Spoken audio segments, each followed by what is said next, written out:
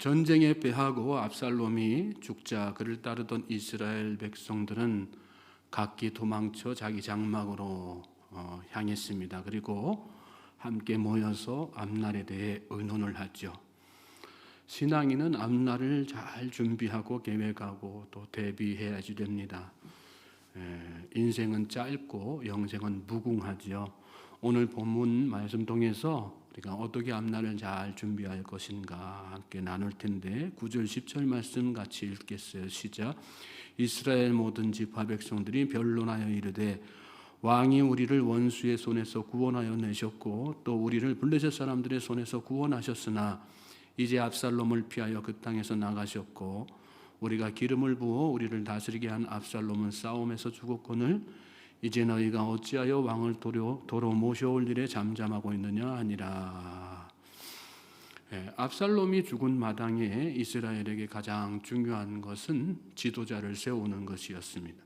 누구를 지도자로 세워야 되는가, 누구를 왕으로 모셔야 하는가. 여기 말씀에 보면 변론하여 그랬는데 히브리어 원뜻은 다투다 그런 뜻입니다. 이스라엘 백성들은 압살롬을 왕으로 모신 일이 자기들의 실수였음을 자각하는 가운데 이제 압살롬을 대신할 왕을 시급히 모셔야 한다고 앞다투어서 그렇게 목소리를 높이고 있는 그런 상황이었던 것입니다. 먼저 그들은 다윗이 과거에 자기들을 위해 어떤 일을 했는지 그렇게 변론 중에 회상을 하죠. 특이한 것은 우리를 원수의 손에서 구원하여 내셨고 또 우리를 블레셋 사람들의 손에서 구원하셨느니라 이렇게 반복해서 구원이라고 하는 표현을 사용하고 있다는 것입니다. 히브리어로 구원은 여호수아 예슈아입니다. 하나님의 손길이 도우셔서 승리하게 하셨다는 의미가 그 속에 내포되어 있습니다. 즉 이스라엘 백성들은 과거의 다윗 왕의 행적을 돌아볼 때 하나님께서 다윗과 함께 하고 계셨음을 또 그 말은 바꾸어 말하면 하나님의 손으로 세우신 왕은 다윗 왕이었음을 이렇게 다시금 새삼스럽게 이렇게 깨닫게 된 것이라는 그런 말씀이에요. 나아가서 10절에는 우리가 기름을 부어 우리를 다스리게 한 압살롬은 싸움에서 죽었거늘 이라는 말을 하죠. 자신들이 선택하여 세운 압살롬을 왕으로 섬기고 따른 것이 잘못이었음을 인정하는 그런 모습을 이스라엘 백성들에게 보인 것입니다. 그런 변론의 시간을 거쳐서 또 반성의 시간을 거쳐서 이제 그들은 다윗을 왕으로 모셔오는 일에 더 이상은 잠잠해서는 안 된다 그런 결론을 내립니다. 세상 사람들은 모두가 자기 자신이 인생의 왕이 되어서 스스로 인생을 개척해 나가지요. 모든 선택과 결정의 기준이 자기입니다. 그렇기 때문에 늘 선택의 기로에 있어서 갈등하고 주저하는 거예요. 왜냐하면 모든 선택에는 장단점이 다 있거든요. 그래서 어떤 것이 나에게 유리한지 확신할 수가 없기 때문에 그렇습니다. 압살롬을 선택한 이스라엘 백성들처럼 내가 좋아서 선택한 길이 결국은 패망의 길이 되어버릴지 우리가 다 알 수가 없는 거예요. 이스라엘 백성들은 압살롬의 가모니솔에 속았어요. 압살롬을 왕으로 섬기면 자신들에게 더 유리할 것이라고 그렇게 판단한 것이죠. 그리고 고민 끝에 압살롬을 선택했고 그 결과 실패의 쓴맛을 맛보게 된 것입니다. 그런데 이제는 그런 어떤 실패의 경험을 하고 나서 지금 상황에서는 나에게 유리한 것이 아니라 하나님의 선택을 기준으로 이렇게 생각하게 됐어요. 그걸 보면 고민하지 않죠. 갈등하지 않죠. 그리고 주저없이 다윗을 왕으로 모시기로 의견 일치를 보게 되는 것을 오늘 말씀 가운데서 우리가 보게 되죠.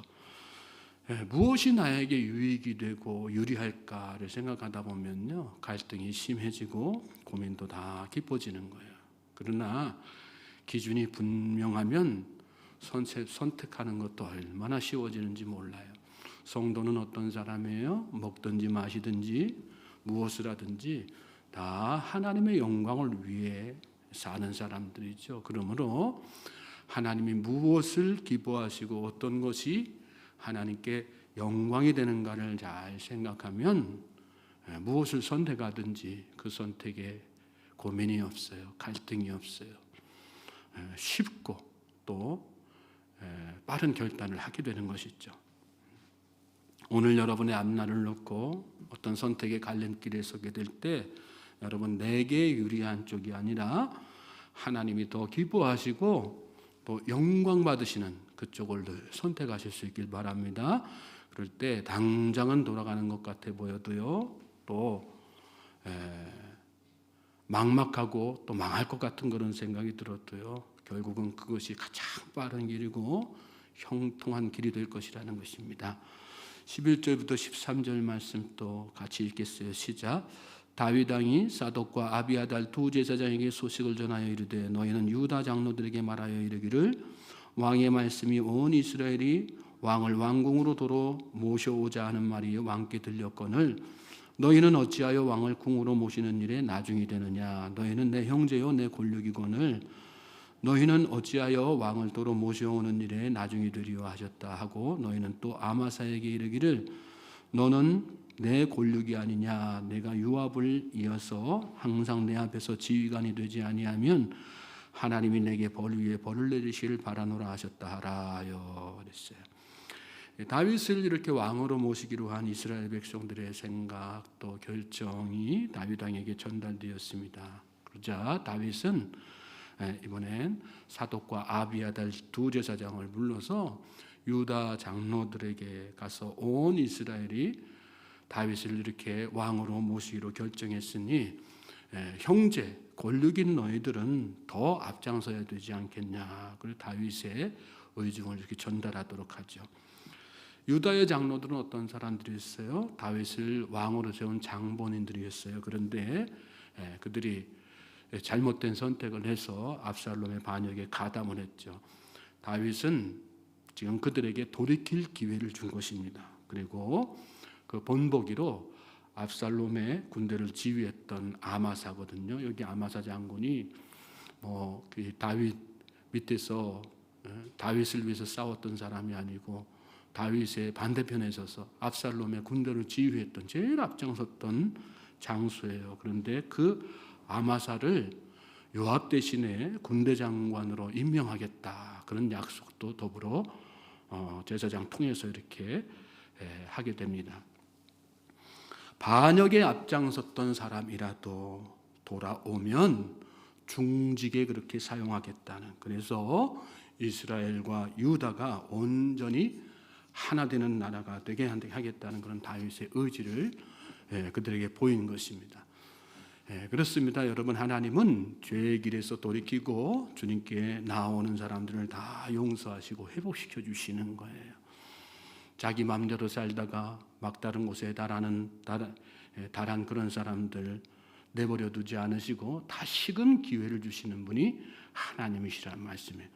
다윗은 자기를 배반한 유다 지파에게 또 그리고 자기에게 칼을 겨누었던 아마사에게도 다시 쓰임받는 은혜를 베풀었어요.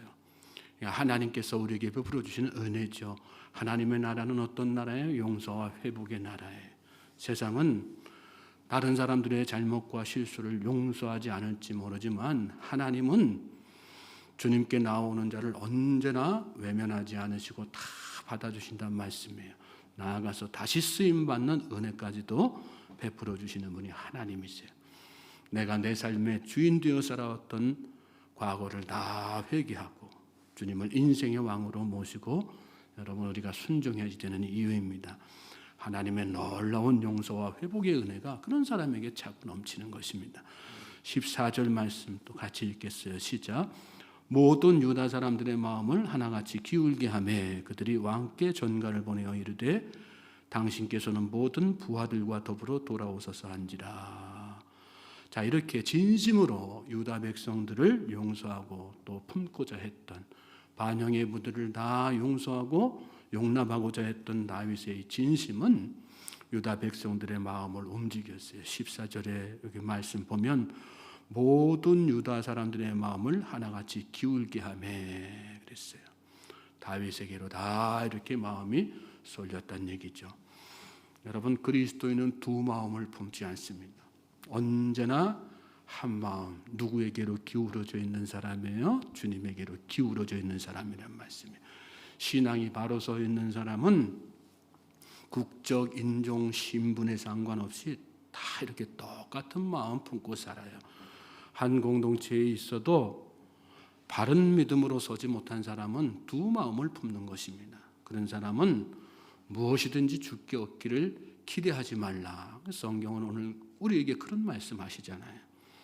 저는 저와 여러분이 다 같이 우리가 한 마음으로 주님에게 기울어지는 그런 복된 주의 백성들 되시길 바랍니다.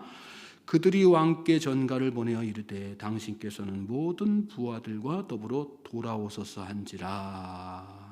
오늘 저와 여러분이 이런 모습으로 주님께 나아가고 주님의 이름을 부르시는 복된 주의 백성들 되시길 바랍니다. 주님, 제 안에 들어오세요. 예수님을 제 인생의 왕으로 또 주인으로 모셔드립니다. 오셔서 저를 다스려 주십시오. 이렇게 하나님 앞에 간절함으로 나아가란 말씀이에요. 요한계시록 3장 20절 우리가 잘 아는 말씀 나오죠. 볼지어다 내가 문 밖에 서서 두드리노니 누구든지 내 음성을 듣고 문을 열면 내가 그에게로 들어가 그와 더불어 먹고 그는 나와 더불어 먹으리라. 주님께서 우리에게 하신 약속이란 말씀이에요. 간절하게 주님을 부르고 내 안에 주님 모시기를 간절하게 소망하면 주님이 여러분 안에 왕으로 다 들어오시는 거예요. 그래서 여러분을 다스리시고 복되고 형통한 길로 다 이끌어 주신다는 말씀입니다. 자, 15절 말씀 또 같이 읽겠어요. 시작. 왕이 돌아와 요단의 이름에 유다 족속이 왕을 맞아 요단을 건너가게 하려고 길갈로 돌아오니라. 이스라엘과 유다 온 백성들의 마음을 얻은 다윗이 이제 마하나임에서 다시 예루살렘으로 돌아오게 된 장면을 소개하는 말씀이에요. 다윗 일행이 여기 말씀 보니까 요단강가에 이르렀죠. 그럴 때 유다 사람들이 어떻게 해요? 길갈에 도착해서 이 다윗 일행을 맞이했다. 여러분, 이 장면을 여러분의 머릿속으로 잘 그려보세요. 얼마나 영광스럽고 감격스러운 장면입니까? 어제만 해도 그제만 해도 서로 적대 관계에 있다가 다 이렇게 한 마음으로 다윗을 왕으로 이렇게 환영하고 맞이하는 놀라운 것은 이 영광스럽고 감격스러운 장면이 오늘 저와 여러분의 미래에 펼쳐질 장면이라는 것입니다. 오늘 저와 여러분에게 예비된 현장이라는 것입니다. 믿습니까? 지금 예수님을 왕으로 모신 사람은 우리 눈에 보면 많지 않은 것 같아요. 소수인 것 같아요. 그러나 마지막 때에는 각 나라와 민족과 열방이 모두 나와서 만왕의 왕 되신 예수님을 경배하게 될 것이라고 성경은 말씀하고 있어요.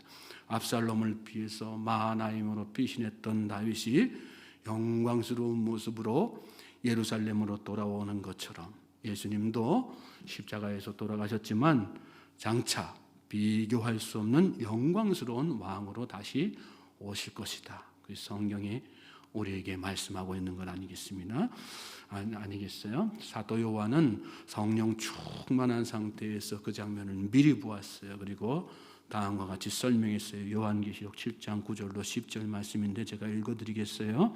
이 일 후에 내가 보니 각 나라와 족속과 백성과 방언에서 아무도 능히 셀 수 없는 큰 무리가 나와 흰옷을 입고 손에 종려가지를 들고 보좌 앞과 어린 양 앞에 서서 큰 소리로 외쳐 이르되 구원하심이 보좌에 앉으신 우리 하나님과 어린 양에게 있도다. 여기에 우리의 미래가 있단 말씀이에요. 믿습니까?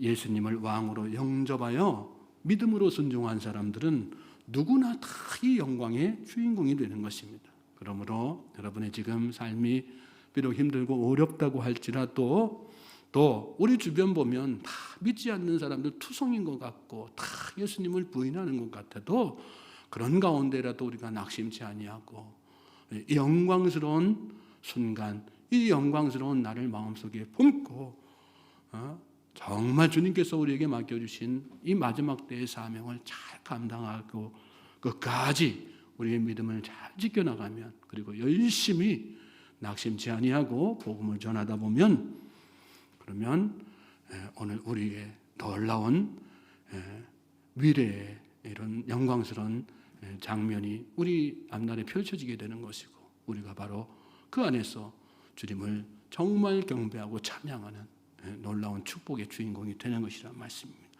그 말씀을 잘 기억하고 오늘도 그 미래를 여러분 마음속에 잘 담으십시오. 그리고 소망하십시오. 그리고 열심을 다하여 주님께서 맡겨주신 사명 잘 감당하는 가운데 주님께 쓰임받는 복된 인생 되시기를 주님의 이름을 간절히 소망하고 축복합니다.